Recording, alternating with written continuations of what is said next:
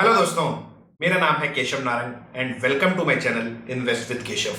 आज के इस वीडियो में समझने वाले हैं कि कौन से वो म्यूचुअल फंड हो सकते हैं, टॉप 5 म्यूचुअल फंड्स जो बेसिकली आपके लिए मददगार होंगे इस 2025 के अंदर, जिन थीम्स के अंदर आप इन्वेस्ट कर सकते हो।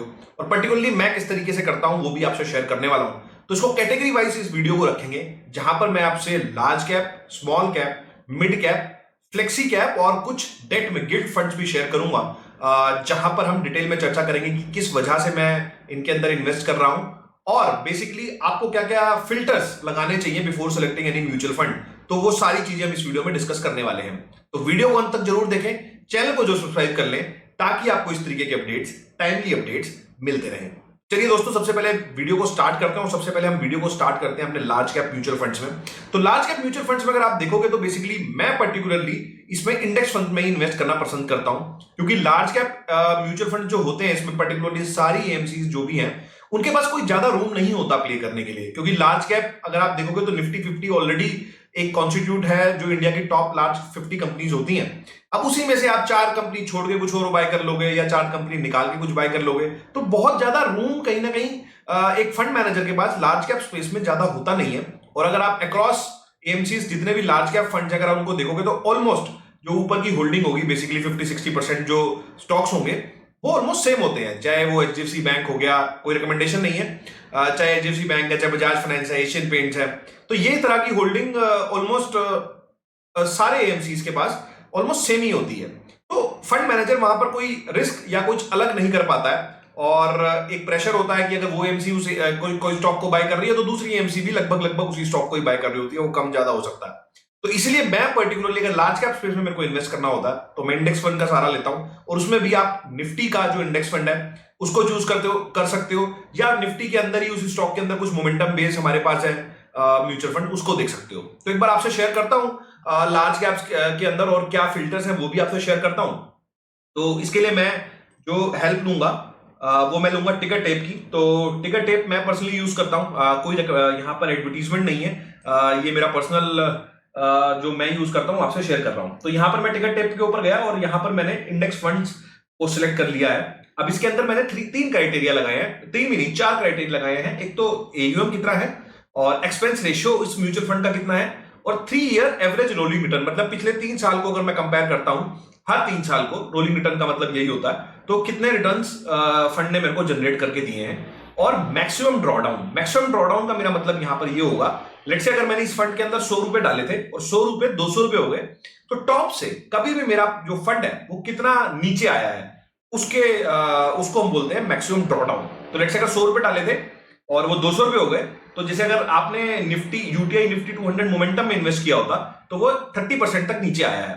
तो इसके अंदर बिहाफ पे काफी सारे सिलेक्शंस मेरे पास आए हैं। तो इसके अंदर मैं पर्टिकुलरली 2 फंड्स जो यूज करता हूं वो तो है अपना यूटीआई का जो एक तो मोमेंटम वाला मोमेंटम 200, और अगर आप इसके अंदर ही देखोगे तो बेसिकली इसका जो निपॉन का निफ्टी 20 जो बेसिकली आप ईटीएफ भी उसके अंदर इन्वेस्ट करते हो, तो अगर आप देखोगे तो उसके अंदर भी आप इन्वेस्ट कर सकते हो ईटीएफ के थ्रू, अगर आप प्योरली इंडेक्स को प्ले करना चाहते हो। और अगर आप म्यूचुअल फंड के अंदर आते हो तो यूटीआई का ही आपके पास निफ्टी का जो बेसिकली इंडेक्स फंड है आप उसके अंदर भी इन्वेस्ट कर सकते हो। तो ये बेसिकली इंडेक्स फंड के अंदर है। और आप ये भी सारी चीजें देख सकते हो कि जैसे निफ्टी मोमेंटम का जो बेसिकली हमारे पास ये म्यूचुअल फंड है, इसके अंदर आप देखोगे तो मैक्सिमम ड्रॉडाउन हमें आया है 30% का और एवरेज रोलिंग रिटर्न हमारा है 24% का। तो और एक्सपेंस रेशियो हमारा है वो है 0.43। तो ओवरऑल एक डिसेंट एक्सपेंस रेशियो के ऊपर, और अगर आप देखोगे तो एक अच्छा रिटर्न बना के दिया है फंड ने। ये एक अच्छी कहीं ना कहीं स्कीम्स हो जाती हैं। इसके अंदर हमारे पास बहुत सारे फंड्स हमारे पास हैं जो बेसिकली हमें ये तरीके का रिटर्न बना के देंगे, और ये सारा इंडेक्स बेस्ड ही है। तो ये सारी चीजें आप यहाँ पर देख सकते हो टिकर टेप के ऊपर, और यहाँ पर आप फंड्स को इस तरीके से कंपेयर करके उसमें कहीं ना कहीं इन्वेस्टमेंट स्टार्ट कर सकते हो। अब इसके बाद दूसरा जो हमारे पास जो बेसिकली जिसके अंदर मैं इन्वेस्ट करता हूं वो आपसे शेयर करता हूं। तो अगर आप देखोगे बेसिकली तो दूसरी जो मेरे पास स्कीम होती है एक लार्ज कैप के बाद, वो मैं इसमें इन्वेस्ट करता हूं, वो होता है मेरे पास फ्लेक्सी कैप। तो फ्लेक्सी कैप में जैसा मैंने आपको बताया कि लार्ज कैप के अंदर बहुत ज्यादा स्पेस नहीं होता फंड मैनेजर के पास प्ले करने का, लेकिन फ्लेक्सी कैप एक ऐसा स्पेस है जहां पर फंड इक्विटी और जहां पर जो फंड मैनेजर होता है और इक्विटी और डेट के अंदर एक बेसिकली प्रपोर्शन बना पाता है। जब उसको लगता है मार्केट्स काफी ज्यादा महंगे हैं, वो डेट की तरफ शिफ्ट हो जाता है या कैश इक्विवेलेंट की तरफ शिफ्ट हो जाता है।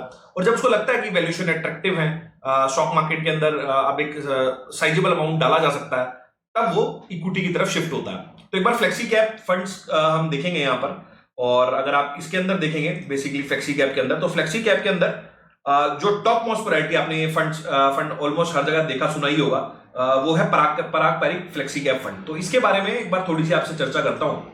तो मैं पर्टिकुलरली स्कीम के अंदर इन्वेस्टेड हूं, डिस्क्लेमर। और ये दो तीन जो ऊपर के आप एचडीएफसी फ्लेक्सी कैप और कोटक, ये दोनों भी अच्छे फंड्स हैं। तो अगर आप देखोगे तो एक्सपेंस रेशियो वाइज 0.63 हमारा यहाँ पे एक्सपेंस रेशियो कंपैरेटिवली बाकी दो फंड से इसके अंदर कम है। कोटक का 0.64 है और एचडीएफसी फ्लेक्सी कैप का 0.81 है। और एवरेज रोलिंग रिटर्न देखोगे तो एचडीएफसी का 25% का है और इसका 20% का, इसका 17% का है। लेकिन ड्रॉडाउन वाइज अगर देखोगे तो एचडीएफसी का ड्रॉडाउन भी ज्यादा है, वो 41% का ड्रॉडाउन है और इसका 31% का ड्रॉडाउन है। अब वो ड्रॉडाउन भी कम क्यों है वो भी एक बार आपसे शेयर करूंगा, क्योंकि ये यूएस मार्केट के अंदर डाइवर्सिफाइड है। तो ये अगर आप देखोगे, मैं आपके एक बार इससे पोर्टफोलियो शेयर करता हूं। तो मेजरली जो भी कॉन्स्टिट्यूशन है इनका, वो बेसिकली प्राइवेट बैंक में 25% है, इन्वेस्टमेंट बैंकिंग एंड ब्रोकरेज में 12% है, आईटी सर्विसेज में 10% है, स्पेशलाइज्ड फाइनेंस में 7% है और पावर जनरेशन में 6% है। ये कुछ होल्डिंग है इनके।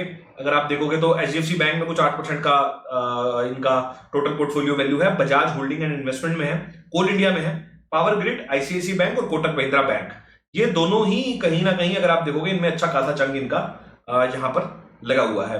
तो ये बेसिकली अगर आप देखोगे तो ये 3 महीने का चेंज भी है कि इन्होंने कोटक महिंद्रा बैंक में थोड़ा स्टेक बढ़ाया है और एचडीएफसी बैंक में भी थोड़ा स्टेक यहाँ पर और इंक्रीज किया है और कोल इंडिया में भी थोड़ा इंक्रीज किया है। तो ये बेसिकली अगर आप देखोगे तो एक अच्छा फंड है। उसके अलावा अगर आप देखोगे इसके अंदर थोड़े से कॉस्ट वाइज अगर आप देखते हो तो बेसिकली एग्जिट लोड, ये आपको जरूर पता होना चाहिए कि 2% का मेरे पास एग्जिट लोड है इसके अंदर। अब एग्जिट लोड के अंदर भी मैं आपको एक चीज शेयर करता हूं यहाँ पर कि ये देखिए, तो एग्जिट लोड कैसे है कि अप टू 10% ऑफ यूनिट्स तो नील रहेगा आपको। तो मतलब अगर आपने 1 लाख रुपए इन्वेस्ट किया है तो 10% मतलब 10,000 रुपए तक की यूनिट, मतलब जो भी मार्केट वैल्यू का 10%, मतलब 1 लाख रुपए अगर 2 लाख रुपए हो गए तो आप उसमें 20,000 रुपए तक वो नील रहेगा। और रिमेनिंग यूनिट अगर आप निकालते हो तो उसमें 2% ऑन एंड बिफोर 365 डेज, अगर एक साल से पहले आप इन्वेस्टमेंट वैल्यू से पहले निकालते हो तो 2% है, और 1% लगेगा अगर आप 365 डेज से के बाद निकालते हो। तो ऑलमोस्ट 2 साल इसके अंदर आपको ये एग्जिट लोड की कंडीशन है, ऑलमोस्ट वो हर फ्लेक्सी कैप फंड्स के अंदर है ही। तो ये बेसिकली आपको एक अच्छा यहाँ पर फंड है, लेकिन थोड़ा सा आप एग्जिट लोड के ऊपर जरूर ध्यान दें before investing in this fund. उसके अलावा अगर आप देखेंगे, अब इसका आपके शेयर करता हूं मिड कैप के अंदर आप देखोगे तो ये मेरे पास शीट निकल के आई है। तो ये मैंने फिल्टर्स वही सेम ही लगाए हुए हैं, expense ratio, 3 year average holding return और मैक्स ड्रॉडाउन। तो अगर आप देखोगे मैक्स ड्रॉडाउन के उसमें तो, और एक्सपेंस रेशियो, सबसे पहले एवरेज रोलिंग रिटर्न देखता हूं तो 29% का HDFC mid cap opportunity fund का है, और मैक्सिमम ड्रॉडाउन जो इसका आया है वो है 39%। तो एक अच्छा फंड है। कोटक इमर्जिंग भी एक अच्छा फंड है, जहां पर आप देखोगे ड्रॉडाउन 35% है और 24% का हमें एवरेज होल्डिंग रिटर्न देखने को मिला है।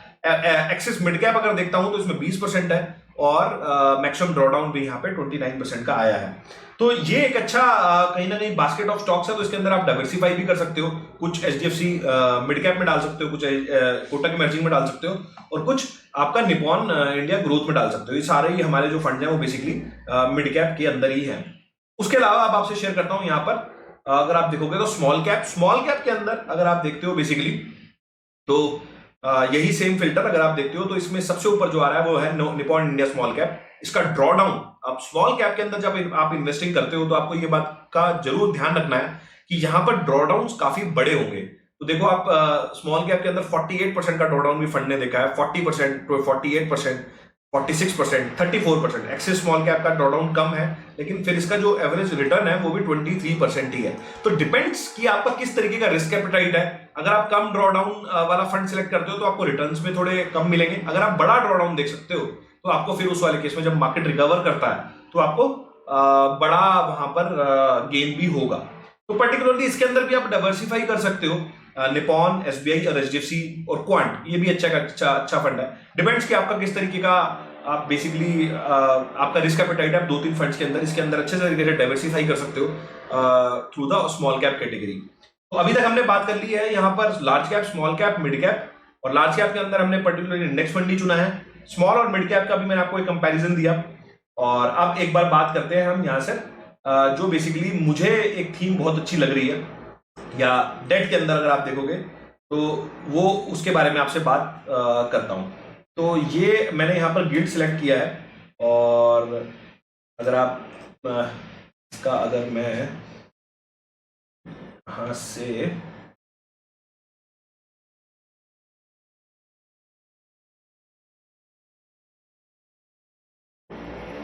ये मैंने यहाँ से गिल्ड फंड सिलेक्ट किए हैं, और अगर आप देखोगे तो ये कुछ गिल्ड फंड्स मेरे पास आए हैं, और इनका भी मैं आपसे एक बार रिटर्न शेयर करूंगा। तो एक बार पहले इससे पहले थोड़ा सा डिस्कशन कर लेते हैं कि बेसिकली मैं गिल्ड फंड्स के अंदर क्यों थोड़ा सा बुलिश हूँ, या फिर मुझे क्यों लग रहा है कि गिल्ड फंड्स यहाँ से अच्छा कर सकते हैं। तो सबसे पहले हमें ये वाली बात को समझना पड़ेगा कि जो गिल्ड फंड्स होते हैं वो बेसिकली होते क्या है। तो गिल्ड फंड्स एक तरीके से आप गवर्नमेंट सिक्योरिटीज बाय कर रहे हैं। अब रेट ऑफ इंटरेस्ट के जो सिनेरियो होते हैं वो बेसिकली काफी ज्यादा इंटरेस्टिंग रोल प्ले करते हैं जब आप गिल्ड फंड्स के अंदर इन्वेस्ट कर रहे हैं। तो अगर आज की डेट में आप गिल्ड फंड में इन्वेस्ट कर रहे हैं, और लेट्स से अभी जैसे गवर्नमेंट ऑफ इंडिया का जो पेपर है, जो यील्ड चल रही है कुछ 6.25% के आसपास चल रही है, और जो लेट्स से मैं इसको सिंपल भाषा में अगर एक्सप्लेन करूं कि लेट्स से गवर्नमेंट का कोई पेपर है जो 7% का मेरे को रेट ऑफ इंटरेस्ट देता है, और अगर इकोनॉमी के अंदर फॉलिंग रेट ऑफ इंटरेस्ट का फेज चल रहा है कि रेट ऑफ इंटरेस्ट अगले 1-1.5-2 साल में नीचे आने वाले हैं, ऐसा सिनेरियो लेट्स से चलता है। और जैसा कि हम देख रहे हैं अभी चलने वाला, जिस तरीके से आप देख रहे हो ट्रम्प टेंट्रम, और वहां पर और इंडिया में भी अभी 2 रेट कट्स हुए हैं, जब बेसिकली आपके फॉलिंग रेट ऑफ इंटरेस्ट का जब सिनेरियो चल रहा होता है, तो आपके जो बॉन्ड्स होते हैं, हायर रेट वाले बॉन्ड्स होते हैं 7, 7.5, 8% वाले, जब रेट ऑफ इंटरेस्ट नीचे आएंगे तो ये बॉन्ड जो होंगे वो प्रीमियम पे ट्रेड करने लगेंगे। मतलब 100 रुपए की फेस वैल्यू का बॉन्ड कहीं ना कहीं 105 रुपए, 102 रुपए, इस तरीके से डिपेंड की किस तरीके का रेट कट्स हो रहे हैं। तो क्या होता है, तब आपके जो गिल्ड फंड्स होते हैं ये बहुत अच्छा परफॉर्म करते हैं, आपको डबल डिजिट रिटर्न भी दे सकते हैं। मैं भी आपको शेयर भी करूंगा कि पिछले 1 साल के अंदर किस तरीके का रिटर्न आया है। तो गिल्ड फंड्स एक अच्छा इन्वेस्टमेंट मीडियम होता है जब आप basically falling rate of interest scenario में होते हैं। अब मैं आपसे शेयर करता हूं इसके अंदर कि किस तरीके के फंड्स। तो मैं पर्टिकुलरली इसके अंदर एसबीआई मैग्नम फंड, ये एक अच्छा फंड है। अगर आप देखोगे तो एक्सपेंस रेशियो थोड़ा सा हायर साइड पे है, बट अगर आप देखोगे तो ड्रॉडाउन इनके बहुत कम होते हैं, 3-3.5% का ड्रॉडाउन है। और इसके बारे में अगर थोड़ा सा आपसे यहाँ शेयर करता हूँ, ये फंड्स का अगर आप देखोगे, इसका आप पिछले 1 साल का रिटर्न देखो, 1 साल का रिटर्न है 11.40। मतलब इक्विटी मार्केट का जो एवरेज रिटर्न आता है 12-15% का, ये ऑलमोस्ट आपको वही रिटर्न दे रहा है पिछले 1 साल के अंदर। पिछले 3 साल के अंदर देखता हूं तो 9% का लगभग इसके अंदर रिटर्न आया है। तो रेट ऑफ इंटरेस्ट जब नीचे गिर रहे होते हैं तो ये गिल्ड फंड्स बहुत अच्छा परफॉर्म करते हैं। अब आप देखो इसके अंदर किस तरीके की होल्डिंग है हमारे पास। अगर आप होल्डिंग देखेंगे यहाँ पे, तो आप देखोगे इसके अंदर 3-4 पेपर्स हैं। एक तो 2064 का पेपर है, ये सारे गवर्नमेंट ऑफ इंडिया के पेपर। आप देखो नीचे सॉवरेन लिखा हुआ है, तो 7.34 का पेपर है, 6.92 का पेपर है, 6.79 का पेपर है, और 7.30 का पेपर है। और इसके बाद कुछ स्टेट गवर्नमेंट के भी पेपर्स हैं इनके पास। लेकिन मोस्टली पैसा अगर आप देखोगे तो जीसेक के अंदर ही है। 96% जो पैसा है वो कहीं ना कहीं हमारा जीसेक के अंदर ही है। तो इससे क्या होता है, जब रेट ऑफ इंटरेस्ट नीचे गिरने चालू होंगे, और जैसा कि अभी 2 rate of interest 2 rate cuts हमारे हुए ही हैं, तो इसकी वजह से क्या होगा, ये जो रिटर्न होगा आपका और ज्यादा बढ़ सकता है। और मेरे हिसाब से जिस हिसाब से चल रहा है, आपको जीसेक्स के अंदर, मतलब जीसेक्स या इस तरीके के गिल्ड फंड के अंदर आने वाले 1-2 साल के अंदर डबल डिजिट रिटर्न तो आराम से मिलने वाले हैं। तो ये एक अच्छा मीडियम है। आप अपना जब पोर्टफोलियो बना रहे हैं म्यूचुअल फंड का, तो उसके अंदर गिल्ड फंड्स को भी इंक्लूड कर सकते हैं। आई होप आपको वीडियो अच्छा लगा होगा। कैसा लगा वीडियो?